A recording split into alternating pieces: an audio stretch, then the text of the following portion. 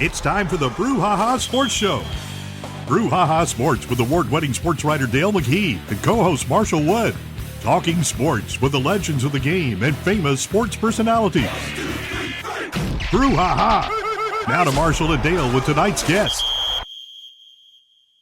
Good evening, everyone. Welcome, Brouhaha time. Marshall Wood, Dale McKee lined up, ready to get the snap count going and get this party started. Good evening, sir. Hey, good evening to you. Or good, I guess good evening. I'm kind of lost. I've been on the left coast for 2 weeks. Oh, man, we got some straightening out to do. I don't even know what time it is. Man, we got some straightening out to do with you. Did you bring any sports news back from the left coast? Did you see any sports while you were out there? They sure did. They got some sports out there. Yes. Tell us what you saw. I was able to go to see a San Diego Padres Chicago Cubs baseball game on a wonderful Wednesday afternoon. It was bright and sunny, and it was cool in the shade, and just a tad warm in the sunlight where we were sitting. Yeah. But it was an enjoyable game. You know. Who won? Put him on the spot. Yeah. I think the Padres ended up winning 3-2. Okay. It was a good game. They played a 3-game series out there, and the Cubs won the middle game. So, but it was good. So Padres got a good team. They're in that National League West with the Dodgers and Arizona, and they're all doing really, really well. San Francisco. Yeah. They got 4 really good teams in that league, and Padres going into I think today is either tied or just a half a game ahead of the Dodgers, or maybe a half game behind them. Wow, man, they hooked up in a pretty tight race, aren't they? Oh yeah. Well, it's still very early, very, very early. But we had a great time. Good deal. Saw a volleyball team. Did you see a volleyball team play, or you just saw a volleyball team? No. We went to what a lot of people have ever been to San Diego might understand it. They got an old town. It's old town. It's really the old town San Diego. But they've just got a slew of Mexican restaurants. I'm talking about a slew of them. And they play volleyball in there? No, but we were in a restaurant with this team that came in. And I'm serious, these girls were 6'2", 6'3", and we're just sitting, I'm scratching my head. I said, well, basketball season's over. I mean, who could be these teams? So one of them had a shirt on, so, you know, as my dad used to say, son, can you get that magic phone of yours? And look something up for me.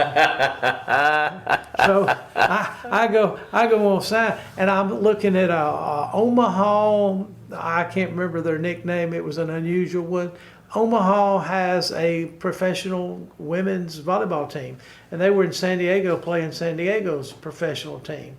So I didn't even know they had a professional volleyball league. I guess I should have known that. I was thinking that myself. I didn't know that either. Maybe we need to do I'm gonna tell you interview with some of those people. I hate to say it, but they had some healthy girls on that team. I promise you. Oh yeah. Big and strong girls, you know, and knock you down with just like a volleyball. I think there might have been one about my size. The rest of them were way up there. That must have been the coach. well, I think they had 4 coaches because they were all sitting at this table separate from the girls, you know. But I was looking at the roster online, and you know they had girls from all over the country, you know. I had them from like.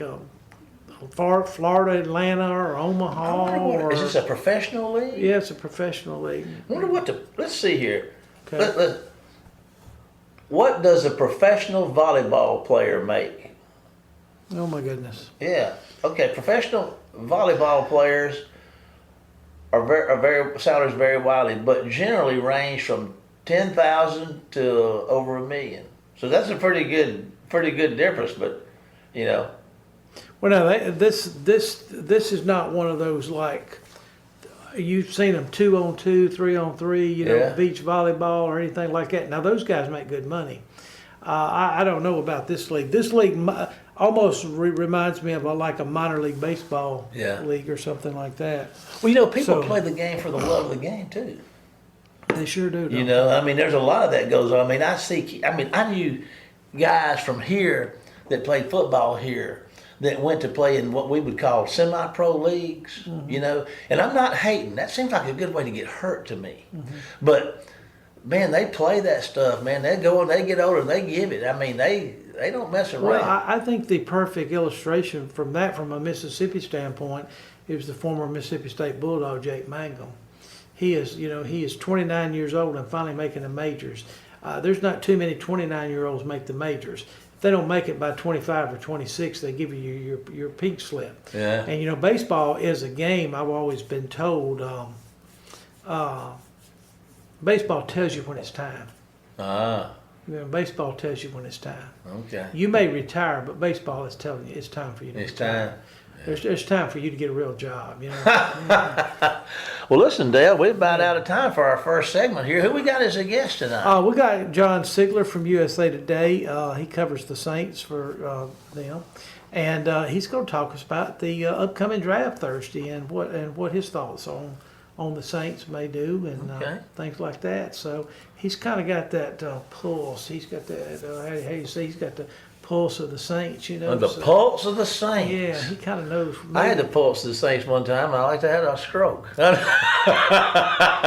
anyway. Well, I'll be honest with you. I'm like a lot of folks, I kept up from them from the maybe a couple years before Archie Manning, all the way through Archie's career, and maybe all the way up through Drew Brees' career. Probably not as much as when Archie was playing. I was watching every game he played, but Brees and them, I kept up with them. Really, since Brees left, I've been just kind of like, hadn't been a lot to cheer about down there. No, there hadn't. Really hadn't. But let's see, maybe this draft will change those things. So let's take a break to hear from our sponsor, and we'll be back with tonight's guest, John Sigler of USA Today, right after this commercial break. Phillips Building Supply in Laurel, your hometown building supply store since 1954. We are locally owned and pride ourselves on helping our customers find exactly what they need. From foundations to roofs to doors and windows, Phillips has it. For tools, hardware, lumber, and plywood, visit Phillips Building Supply. John, welcome to the show, and we really appreciate you being on today. You've been on a couple times with us already, and you just give us great updates on the old New Orleans Saints. And Marshall and I are sitting here, and we go all the way back to the Archie Manning days. So we've been kind of loyal to the old Saints. I tell you what, I've got. I got a 1967 Saints autographed football. Hey, that's a long time ago. I think that was the first season, wasn't it, John? Yeah, that was. Man, that's older than me and my daddy both. That's a pretty good find you've got there.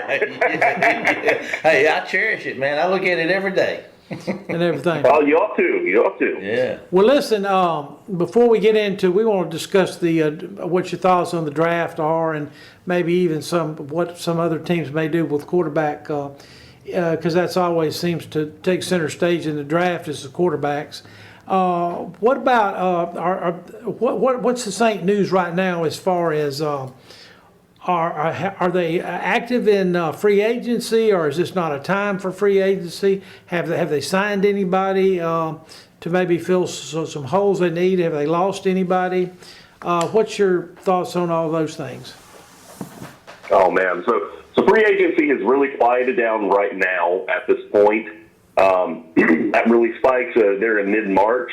It'll quiet down in the weeks leading up to the draft, but then it'll pick right up after the draft. So this time next week, we may see some movement. The reason for that is the NFL has this formula for what are called compensatory draft picks, and those are awarded to teams that lose more players than they sign in free agency. And so the Saints, for example, right now they're supposed to get they're projected to get a 4th round top pick in next year's draft for having lost Paulson Debo to the Giants. And so if they go out and sign somebody today, that would wipe out that 4th round pick. So they're going to kind of sit on their hands a little bit, wait until after the draft. That deadline is the Monday after the draft. After that point, the comp picks formula is shut down, and you're free to sign whoever you want, however much you want. But those picks are safe. So we've seen them, be mindful of that before by signing Tyrann Mathieu, Jameis Winston, some other guys over the years. And I think that's probably the strategy here. I expect them to bring in some free agents for rookie minicamp tryouts in a few weeks. You know, they've done that before with guys like the first one that comes to mind is the running back, David Johnson.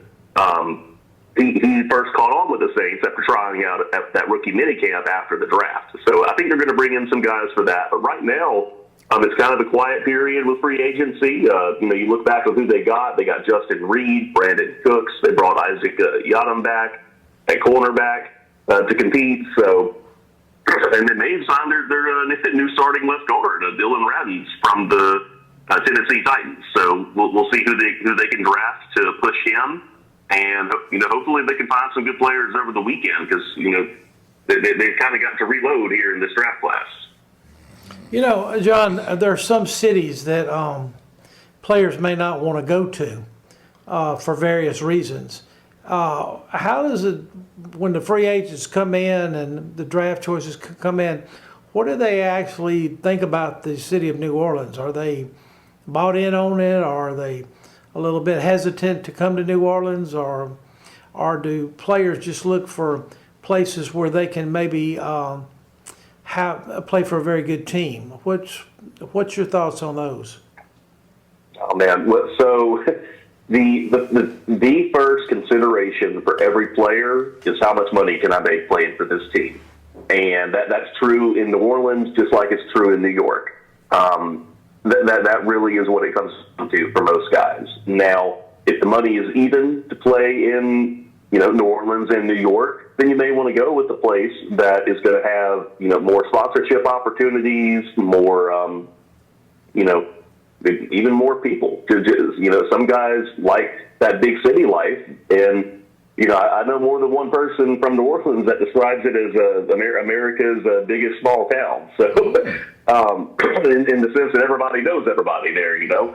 So that does matter to some guys. It's not the biggest point, but just some of them it does. You know, you'll have people come in who, you know, may have had a bad experience on Bourbon Street, or they're driving in after a hurricane and they don't like seeing all the blue tarps on the roofs because.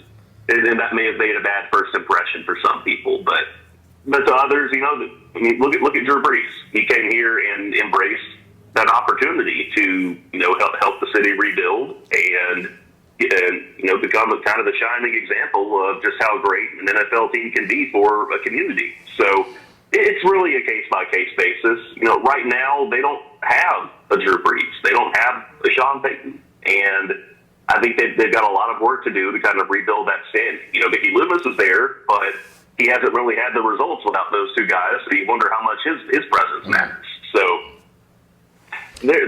yeah, I wouldn't say it's the main thing for a lot of guys, but it does matter. Yeah, talking about Peyton for just a minute, I saw the other day that he is trying to like move up in the draft. And there was also a comment in there that the Saints have moved up in the draft every year since 2013. Is that correct? Just about. Off the top of my head, I would say yes. I can tell you this. The Saints have not moved down in the draft 2008. They have not made a trade down. They have not traded back. They have not traded out of a pick to go down and pick up more picks. Since 2008. They did that in the first couple years when Sean Payton came in, and he and Mickey Loomis were kind of rebuilding this roster after the Katrina year and everything. And they only traded down then whenever they were getting veteran players back in those trades along with the picks. So that's just not something that Loomis sees value in doing. It's not. And that's not something. You know, look. Me and everybody else will who looks at the draft will sit here and say, well, gosh, why wouldn't you want to move down and get more picks and get more swings at the plate? But from his perspective, it's, well, gosh, I don't want to, you know, settle for a lesser player. I want to get the best player possible. I want to get the guy with the highest grade possible. And I think there can be value in that, but for where the Saints are, I really think they need to stock up on picks, and I just don't know that's the strategy that they're ready to embrace. Oh, okay. As far as the draft, okay. Well, now we've got the three quarterbacks that everybody's talking about: Sanders and Ward from Miami, and Jackson Dart. And of course now everybody's never put Cam with the Saints because everybody thinks he's going number one. Yeah. But I've heard different stories on Dart and Sanders to the Saints. Would the Saints draft Dart ahead of Sanders if they were both still there at 9? I don't think they would draft either one of them at 9. Everything I'm hearing is that they're wanting to wait on the quarterback. They don't see either one of them as first round picks. Neither of them has a first round grade on the board in the building, and I think they're likelier to take a quarterback at 40. Maybe trade up from 40 in round 2 than to take either one of them at number 9. Everything I've looked into on Shedeur Sanders has been coming from Colorado's side. That feels very much like Deion Sanders doesn't want him sliding in the draft. And so he's telling everybody, hey, you better come get him. Don't let him fall to the Saints. They might take him. You better trade up and get him. He's going to be the best quarterback. You better come get him.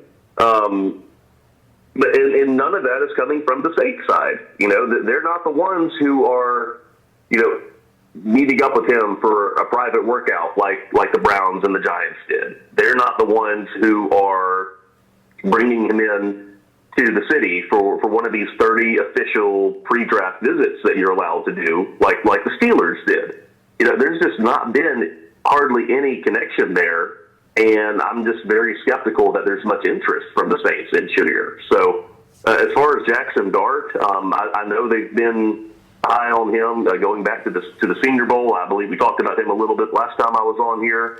I think he's very much in play with that second-round pick. It wouldn't shock me if they trade up from 40 to get him, try and get ahead of some teams. The one thing I'm curious about was he initially accepted an invitation to go to the draft in Green Bay, and typically you only see guys do that who are projected to be first-round picks.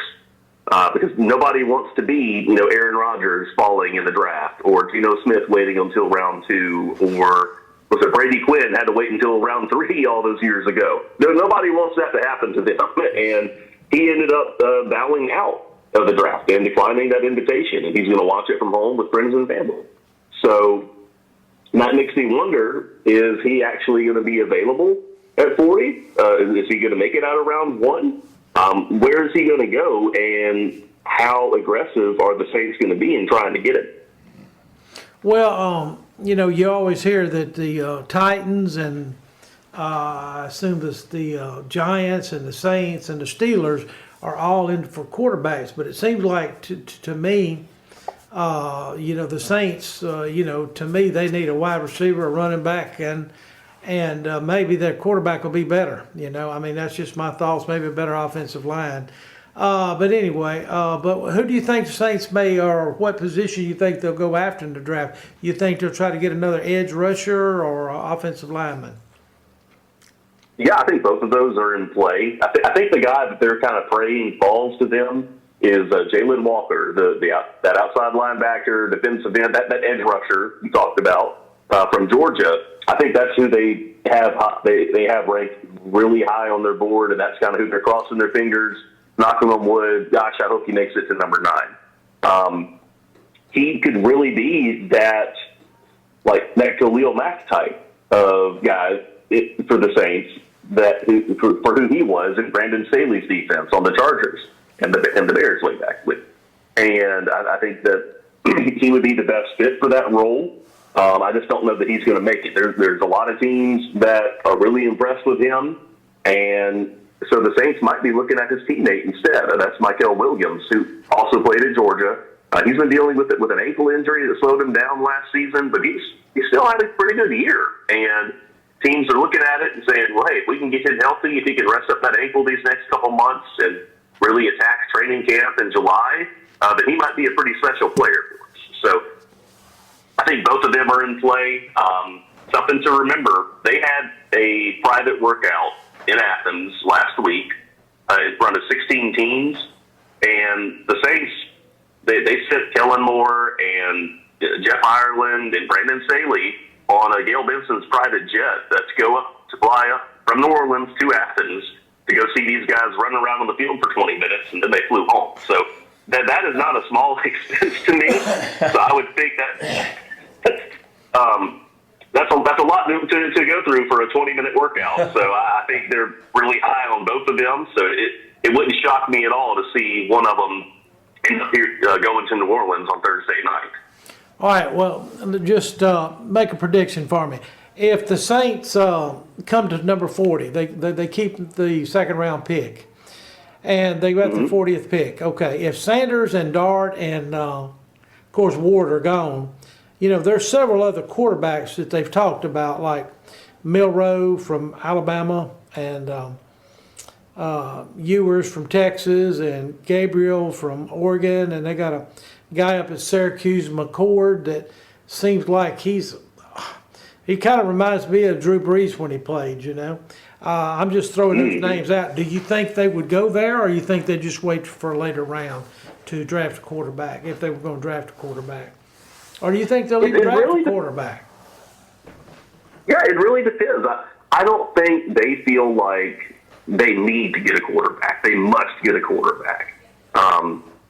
That doesn't feel like the number one priority for them in this draft. If they're at a pick and there's a quarterback available and the value lines up, absolutely they could run and draft that kid, whoever that may be, whether it's Jalen Milroe at number 40, or if it's Kyle McCord at 132, or Glenn Ewers at 93. I mean, it could be any one of them. And, there's a lot of speculation that next year's draft class could be better at quarterback than this one, but that's kind of the story every year. It's once you actually get time to look at these guys, it's, oh man, maybe next year will be better. And then you end up like the Browns, and you just keep pushing it off and hoping to get it done another time. So yeah, I can see any of them being available. One name that's been kind of hot right now is a Tyler Shuck from Louisville. I don't see it there. He was college teammates at Oregon with Juwan Johnson, who just signed his third contract with the Saints. Shuck, he'll be 26 in September. He's never been really productive in college, has had a lot of injuries. I just don't see it. And you keep hearing these reports that, teams are high on him, and he might be a first-round pick. And, the Saints brought him in for one of their 30 visits, but I just don't know that that's a good thing. I mean, sometimes those 30 visits are guys that you're a little skeptical about, and you need to spend some more time with before you're sold on them, and sometimes you're not after that. Mm-hmm. So, to answer your question, if the right quarterback is there at 40, I would not be shocked at all if they drafted. Okay. John, this is Marshall cutting in. Man, we appreciate that. You nailed it for us again. We're out of time for this part of our segment.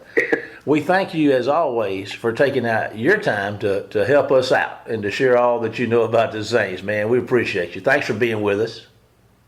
Will you hold on? Of course. Thanks for having me on the show again. You're a good deal. Hold on for a second. We're going to take a break to hear from one of our sponsors, and Dale and I'll be back with tonight's final segment of the Brouhaha right after this commercial break. Phillips Building Supply in Laurel, your hometown building supply store since 1954. We are locally owned and pride ourselves on helping our customers find exactly what they need. From foundations to roofs to doors and windows, Phillips has it. For tools, hardware, lumber, and plywood, visit Phillips Building Supply. Welcome back, everybody, to our final segment. I tell you what, old John, he knows all about those Saints, doesn't he? He does. Yeah. You know what, I'm kind of interested. I got a friend of mine that's a real big LSU fan. That's old James. We all call him Rat, old James Williams. Mm-hmm. And they got a tackle down there, this Will Campbell. Are you familiar with him? I've heard that name, yeah. Yeah.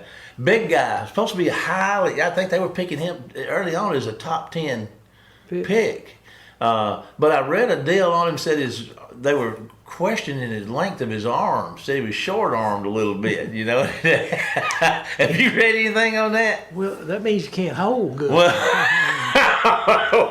he can't wrap him up, can he? Like a T-Rex, he just out there going. I was just wondering, if you had read anything about that. I don't know, I saw something today about, I believe it was college football players and what their average height are. They didn't say nothing about their weight, but I noticed quarterbacks now, they want them to be between 6'2" and 6'4". Quarterbacks. Yeah. 6'2". They're like a 6'2" guy, huh? Yeah. So people like Fran Tarkenton and Drew Brees and them can't play. Doug Flutie. Yeah. You don't think somebody? Okay, now so that's industry talk. Yeah, that's the industry stock, that the average height of an NFL quarterback. All right, then you get into an offensive lineman. Well, anyway, the only ones that came down to probably our size was the defensive backs and the kick returners. Yeah, but they're probably a little faster than we are. Hey, if you're gonna be, there's no saying, if you're gonna be dumb, you better be tough. If you're gonna be small, you better be fast. There you go. Yes, sir. Yes, sir. You got anything? Anything enlightening you want to throw out there to us now concerning the world of sports? Well, I saw an interesting thing, and I put it in the column this week. This guy in California is 86 years old. He's older than I am. Yeah. He shot his age or below for the 1,500th time since he was 70 years old. So the last 16 years. But anyway, he did the 1,500. He holds the Guinness world record. Okay, so let's clarify this. He's shot below his age. For how many years? I know. He's either shot on the golf course. Yeah. He has either shot his age or under his age 1,500 times. And Okay, does he count? Is that under the age of 86 or did well, 86 now, but when he was 70 is the first time he did it. Oh, He shot below his age at 70, then 71, then 72. he shot below his age at 70. That's pretty impressive. Yeah, but he keeps all his scorecards, and he turns them in and this and that. And usually, you have to play with 2 or 3 other people, so they all have to sign the cards. But he holds the record in the Guinness Book of World Records. He's done it 1,500 times now. He ain't got nothing on me. I played in the golf tournament one time. Mm-hmm. Ralph Blaine and I played in the golf tournament. You remember Ralph Blaine? I do. Yeah. We played. I was a young fella. I don't know, probably about 18 or 19 at the time. Ralph was considerably older than me. He had children older than me. But we played in the golf tournament, the Memorial Day tournament out there at the Waynesboro Country Club. And you know what we won? We won a pack of golf balls for having the most 8s in the tournament. The most 8. The most 8s. But now, I don't know if you golfers out there, but eight ain't very good. I'm just trying to visualize you as a young person. Oh yeah. Yeah. So okay, let's come on. This is a teachable moment. Let's reach out. So you're trying to visualize me as a young person. What do you see, Dale, in me? I don't really know. I said I was trying to visualize. Well, I'm gonna tell you. I picture you as a child. I can see you in the cradle, looking just exactly like you look right now. I mean, it's hard to do anything with perfection. I salute you. Perfection. Yeah. I'm far from perfect. If I was perfect, I would not be here. Wait a minute now. What does this mean to me? I mean, I'd be on ESPN. Something, Channel 7. Oh, man, yeah. Well, you've probably been on Channel 7 before. Yeah. Oh, man. Kind of hurt my feelings today. Kind of hurt my feelings. Man, you want to fight. Put them up. When is the Brouhaha? Isn't that what we're supposed to do? That's what we're supposed to do. We got to close on one anyway. Okay, brother. all right. Close on one. After talking to John, you still think there's a pretty good chance for Jackson down there with the Saints? I don't know. The more he talked, the more he convinced me because of the way he presented it to us. He said that, a lot of that Sanders stuff is coming from Colorado. Yeah. And it's not really, coming from the Saints because the Saints really don't even have any on the board. Everybody's got a board. I walked into Meridian Junior College baseball coach's office one time, and they had 3 names up at each position: left field, center field, right field, first, second, third catcher, pitcher that they were recruiting. Yeah. Okay, I'm sure the Saints have got a board like that. Yeah. All college football went to Ole Miss coaching clinic one time, and they had the same board. Yeah. About who they wanted for different, spots, the top 3 that they wanted. I'm sure there was others in the mix, but now after listening to him, I'm not sure the Saints even going to draft a quarterback. Yeah, it doesn't sound like it, does it? No, I think they're going to give Carr another chance with the new coach. Okay. Because the new coach and Carr know each other. They go way back. Okay. I mean, they played against each other in college. So I just assume that they're going to try to write it out with Carr. Yeah. But honestly, I'm looking at it from a different perspective. When they were really good, the Saints, Yeah. who'd they have in the backfield with Breeze? They had Reggie Bush. And, they had great wide receivers. Yes, they did. I mean, let's get back to, I've told many coaches before, high school coaches and everything, when I was growing up, football was all about playing keep away. Mm-hmm. If you can run the ball and control the football, you're not going to allow too many points. Yeah. You know? can't score unless you got the ball Yeah. in football. And I really believe the Saints need to get back to an offensive philosophy of, peck it, throw it deep every now and then just to keep everybody honest. But that's just my philosophy. Well, that's a great philosophy, and that's going to be a good segue right on out of tonight's show, Dale. Appreciate that. Folks, we appreciate y'all joining us. We appreciate our guest tonight being with us again, old John Sigler down there reporting on the Saints for USA Today. We want to thank you again for listening. We want to ask you to follow us on our Facebook page at the Brouhaha, and all the shows, of course, are cataloged for you to listen to on demand at our YouTube channel, the Brouhaha. But for now, it's time to say goodbye, Dale. Okay. You going to say goodbye, Dale? I can say goodbye, Dale. Do you want me to say goodbye, Dale? Would you? Goodbye, Dale. Well, goodbye, Dale, and we'll see y'all next week for more of the Brouhaha. Get us out of here, Jamie. You've been listening to the Brouhaha with Del McKee and Marshall Wood. Heard Tuesday evening, 6 p.m. on WABO. For more of the Brouhaha, follow us during the week on Facebook and WABO.